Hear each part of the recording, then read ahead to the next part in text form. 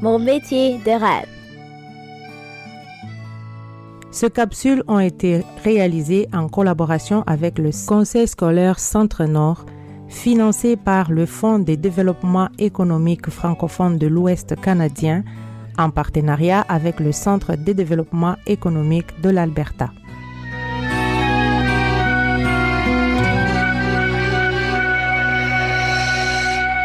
Bonjour, je m'appelle Cody Dumet de l'école francophone de Stony Plain. Bonjour, Joris, comment tu vas? Bonjour Cody, je vais très bien et toi? J'y vais bien aussi. Parfait, alors tu as de belles questions pour devenir un joueur professionnel, n'est-ce pas? Ouais. Alors vas-y, je t'écoute. Alors pour ton information, je ne suis pas joueur professionnel, mais je côtoie plusieurs joueurs professionnels. Alors ça me fera plaisir de t'orienter parce que j'ai posé la question aux joueurs professionnels. Ils m'ont répondu des choses très intéressantes. Alors ça me fera plaisir de pouvoir te les partager. Donc je t'écoute, Cody. OK. Quelles sont les chances que tu deviennes un joueur professionnel pour devenir cet niveau? C'est une excellente question. Est-ce que je peux te commencer cette question par une question? Dans quel sport souhaites-tu performer? Comme pour moi, Oui, quel est ton sport que tu souhaiterais faire en tant que professionnel? le foot, le soccer. Le soccer, bon, c'est parfait, c'est mon sport préféré, alors je vais pouvoir t'orienter là-dessus. Alors écoute, Cody, devenir un joueur de soccer professionnel, c'est beaucoup de travail. C'est beaucoup de travail parce que ça demande des connaissances tactiques, physiques, de tout ce que tu peux comment apprendre au soccer, mais aussi une performance accrue au fur et à mesure que tu te développes. Est-ce que tu joues dans un club, Cody? Je vais, mais ouais. Depuis combien de temps pratiques-tu le soccer? Est-ce que tu le pratiques depuis que tu es tout petit ou depuis assez récemment? Ouais, assez récemment. Je pense que je suis vraiment bon, comme je suis naturellement bon. J'apprends vite. Euh, ouais, C'est déjà une excellente chose. Donc, pour devenir un joueur professionnel, il faut avoir la passion de ce qu'on fait. Il faut être motivé et surtout voir à long terme. C'est-à-dire que tu es jeune, il faut que tu te vois toujours dans cette passion-là quand tu auras 10, 15 ou 20 ans de plus. Avoir un métier comme joueur professionnel, c'est la passion qui l'emporte avant tout. Alors, tu parlais de qualité. Les qualités sont quand même assez nombreuses. Je parlais d'abnégation, de performance. Il faut avoir beaucoup de talent aussi. Et donc, le talent, ça se travaille. La probabilité de devenir joueur professionnel de soccer, elle est quand même faible. Je vais être très honnête avec toi.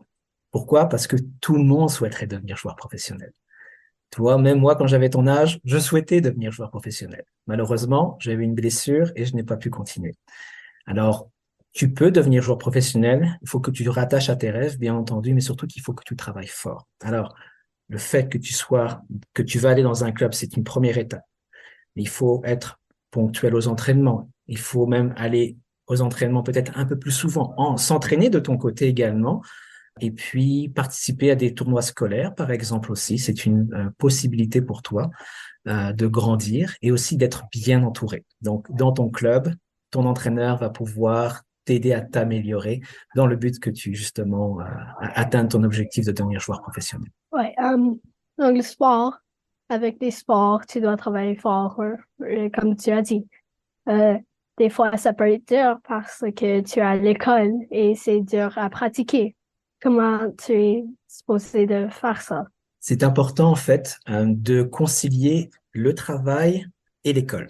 Pourquoi? Parce que, comme je l'ai dit un peu plus tôt, devenir joueur professionnel, c'est quelque chose qui peut être difficile. Alors, tu pourrais te concentrer uniquement sur le soccer, mais si tu n'y arrives pas, tu n'arriverais pas à avancer dans d'autres domaines. Alors, le fait d'aller à l'école, c'est important. Donc, il va falloir que tu trouves du temps pour t'entraîner. Comment on trouve le temps pour s'entraîner? Bah, c'est de voir qu'est-ce qu'on fait en dehors de l'école. Alors, c'est important de ne pas faire que des entraînements. J'aime beaucoup dire, quand tu veux devenir un joueur professionnel, il faut être sain d'esprit et aussi sain physiquement. C'est-à-dire qu'il faut que tu aies une bonne pensée, que dans ta tête, mentalement, ça se passe bien. Ouais. J'imagine que tu regardes les matchs de soccer à la télévision, tu as sans doute regardé la Coupe du Monde récemment.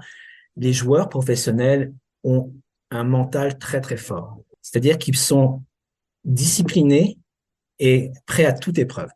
Ils sont capables de faire beaucoup de sacrifices pour avancer. Donc, Cody, quand tu veux performer au soccer, en plus de l'école, il va falloir peut-être faire des choix dans ce que tu fais autour. Par exemple, si tu joues aux jeux vidéo, ce qui est une bonne chose, peut-être qu'il va falloir réduire les jeux vidéo pour te concentrer à ce que tu veux faire vraiment. Il faut se donner les moyens de réussir.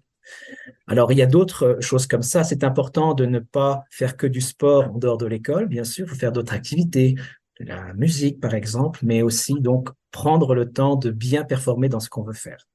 Alors, c'est une question de choix, Cody. Si tu joues aux jeux vidéo, tu peux toujours réduire un petit peu et entraîne-toi au soccer. Je t'invite à parler à ton entraîneur, mais aussi, tu sais, tu peux aller sur Internet, trouver des méthodes d'entraînement que tu peux t'entraîner toi-même de ton côté. Être un bon joueur de soccer, c'est pas être comme Messi ou Ronaldo. Ceux qui vont réussir au soccer, ce sont ceux qui vont jouer le plus simple possible. Donc, c'est-à-dire que faut pas que tu sois celui qui fait le plus de dribbles, qui marque le plus de buts. Celui qui va réussir, c'est celui qui va être qui va avoir le jeu le plus simple, qui va aussi avoir une bonne endurance. Donc, si tu es sportif, déjà à la base, c'est un très, très bon point pour commencer à être un joueur professionnel. Et après, ça se développe avec le temps et surtout le travail. Ouais, donc tu dois comme organiser ton temps pour t'entraîner et faire des autres choses que tu aimes. Totalement, c'est très important. Il faut avoir ce qu'on appelle une balance. Donc, l'école, les entraînements, puis aussi se faire plaisir. Donc, ça sera à toi, de ton côté, de voir combien d'entraînements tu veux faire par semaine. Qu'est-ce que tu veux faire aussi comme entraînement? Parce que tu sais, il n'y a pas que faire des matchs de soccer. Il y a tout ce qui est exercice technique, des passes, le dribble, le contrôle, l'endurance aussi. Donc, te faire un petit calendrier des choses que tu peux faire de ton côté et surtout ne pas négliger l'école, bien entendu. Alors, organise-toi, fais-toi un petit calendrier, tu prends une feuille, tu décides, OK, moi, le lundi, je vais commencer à faire des exercices de dribble, par exemple. Tu fais ça pendant 45 minutes, 1 heure. Le mardi, tu peux très bien faire une pause aussi. C'est important de laisser son corps se reposer un petit peu. Et le mercredi, tu fais d'autres exercices. Et tu te concentres sur ces exercices-là. Tu vas améliorer tes tactiques, ta technique, ton physique aussi. Et ça, tu vas pouvoir après le mettre en application dans tes entraînements que tu auras avec ton équipe. Et le jour des matchs, tu vas voir que ça fera une grande différence. Et au Ouais. fur et à mesure de ton avancée, tu vas pouvoir essayer de te faire remarquer par des entraîneurs ou ce qu'on appelle des scouts, donc des agents, qui vont peut-être te dire, oh, bien joué dans mon équipe. Tu vas pouvoir grandir comme ça. Le plus important aussi dans le soccer, c'est d'être bien entouré. Ton entraîneur, tes coéquipiers aussi. L'esprit d'équipe est clé. Donc, tu as déjà pas mal de points pour commencer à t'entraîner puis faire de toi un futur joueur de soccer. Ouais, comme on va parler de quand j'échoue, moi, je vais juste comme me relever ou faire comme essayer de faire pratiquer pour pas que ça s'arrive. Mais qu'est-ce que les professionnels ils feraient s'ils échouent? Qu'est-ce qu'ils eux ils feraient? Et c'est ça. Donc, je parlais un petit peu plus tôt du mental.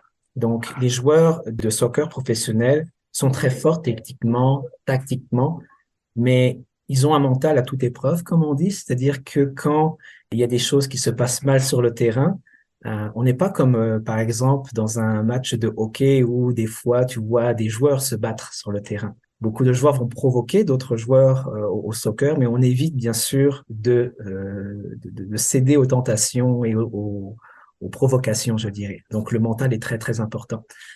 Et tu parlais donc de te relever, d'aider tes coéquipiers, etc. L'esprit sportif, c'est crucial. Donc, quand tu vois un de tes camarades dans ton équipe qui a, par exemple, un peu plus de difficultés, il faut l'aider. Et crois-moi, Cody, tu en sortiras grandi. Non seulement tu vas pouvoir transmettre ce que tu sais et tu vas aider ton coéquipier. Et sur le terrain, vous allez pouvoir développer une relation, on va dire une relation un esprit d'équipe, c'est ça qu'on dit. C'est cette camaraderie qu'on appelle dans les équipes permet justement à l'équipe entière d'avancer le plus. Il faut savoir que le soccer, c'est pas un sport individuel, c'est un sport d'équipe. Donc, plus tu vas inclure tes coéquipiers dans ton jeu, sur le terrain, mais aussi en dehors du terrain, plus ça va se ressentir au niveau des résultats et plus l'équipe va monter en puissance, je dirais. Et comment tu te fais remarquer? Performance individuelle, certes, mais performance d'équipe avant tout. Alors, c'est un esprit d'équipe qu'il faut avoir absolument quand on joue au soccer. Donc, encore une fois, le mental est important. Puis, tu verras, Cody, t'entraîner régulièrement nécessite du mental. Des fois, tu rentres de l'école, tu es fatigué, donc tu veux peut-être faire aussi un peu tes devoirs. Et des fois, tu dis, j'ai pas envie, je suis fatigué. Et c'est là que le mental prend le dessus. C'est-à-dire que tu vas dire, non, j'ai mon rêve, je veux devenir joueur professionnel, il faut que je m'entraîne au moins un petit peu. Au début, ça va être difficile. Mais plus tu vas le faire, plus ça sera un automatisme et plus tu vas arriver, tu vas avancer rapidement. Est-ce que ça a du sens? Oui, je pense. Oui, parfait. Oui. Est-ce que tu avais d'autres questions, Cody? J'ai une que beaucoup de monde disait pour comme environ comme 10 années. Euh, Messi ou Ronaldo? Oh, c'est une excellente question. Les deux sont d'excellents joueurs et on a eu la chance de les voir lors de la dernière Coupe du Monde jouer, probablement une dernière fois. Je dirais peut-être plus Messi, Ouais. pour ma part. Je dirais plus Messi. Quand tu regardes le jeu de Messi, c'est un joueur qui est très collectif. C'est un joueur qui va regarder partout. Puis je sais pas c'est quoi ta position sur le terrain, Cody, mais Messi, donc il est un peu plus milieu offensif, on dirait. C'est un joueur qui va privilégier le jeu d'équipe. Et j'aime beaucoup sa façon de jouer parce que c'est quelqu'un qui va prendre les meilleures opportunités pour passer devant la ligne adverse de défense, par exemple, ou de passer à ses coéquipier. Quand il a l'occasion de marquer, il le fera. Mais quand il a l'occasion de passer la balle pour que l'autre marque, il le fera aussi. Et c'est ça qui fait un grand joueur aussi. C'est le fait que marquer des buts, c'est bien. Mais faire en sorte que les autres marquent pour que l'équipe gagne, c'est encore mieux. Alors, Ronaldo aussi fait des pas, je dirais, mais je pense que en termes de jeu, de vision, puis d'humilité, c'est important aussi, l'humilité des joueurs. Messi serait peut-être pour moi le meilleur que Ronaldo. Quelle position tu joues? Bon, ça peut être différent. Des fois, normalement, je suis striker. OK. Donc, Des fois, je suis dans les ailiers. Euh, Gauche et droite, je peux être les deux. parfait. Mais je suis préférée dans le striker et le centre attaquant. OK. Donc, c'est important quand tu vas pouvoir t'entraîner, bon, bien sûr, de marquer des buts, mais n'oublie pas ce que j'ai mentionné un petit peu plus tôt. Même un attaquant peut faire des passes. Tu vois beaucoup de joueurs professionnels qui quand ils ont l'occasion de marquer, ils le font, mais quand ils ont l'occasion de passer la balle à son coéquipier, ils le font aussi. C'est même des fois très avantageux pour de leur part. Alors, entraîne-toi à marquer des buts, entraîne-toi collectif et à faire une différence sur le terrain. Donc, c'est ce qu'on appelle le leadership. Donc, si tu exprimes du leadership sur le terrain, tu vas pouvoir avoir un plus grand impact pour ton équipe. Mais encore une fois, Cody, joueur professionnel de soccer, c'est merveilleux. Ça demande beaucoup de travail et surtout avoir une balance dans la vie. Donc, continue de bien travailler à l'école et crois-moi que ce rêve-là, tu pourras le garder et le toucher quand tu vas continuer à travailler fort pour t'en approcher. Puis bien, en tout cas, j'espère que dans les prochaines années, je vais pouvoir voir Cody dans les journaux, qu'il a avancé vers son rêve. En tout cas, je serai ton supporter numéro 1 à ce moment-là. Ouais. Est-ce qu'il y avait d'autres questions, des choses que tu voulais aborder ou tu as fait le tour? Ouais, je pense que j'ai fait le tour.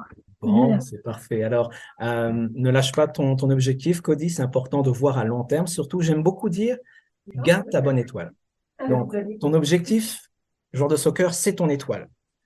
Puis tu sais, une étoile, quand tu la vois dans le paysage, elle est loin. Il y a des montagnes, il y a des rivières. Il faut passer ces montagnes, il faut traverser ces rivières. Mais plus tu gardes cet objectif en tête et plus tu vois ton étoile se rapprocher, plus tu vas être heureux, tu vas avoir encore plus de force. Alors garde bien ton étoile en tête, puis ça sera pas facile, mais tu pourras y arriver toujours si tu as ton objectif devant toi. Alors, lâche pas Cody, puis j'ai bien hâte de voir des résultats de Cody dans les prochaines années ou même bientôt, qui a marqué plein de buts. En tout cas, lâche pas. Et félicitations pour ton projet. Ouais, merci.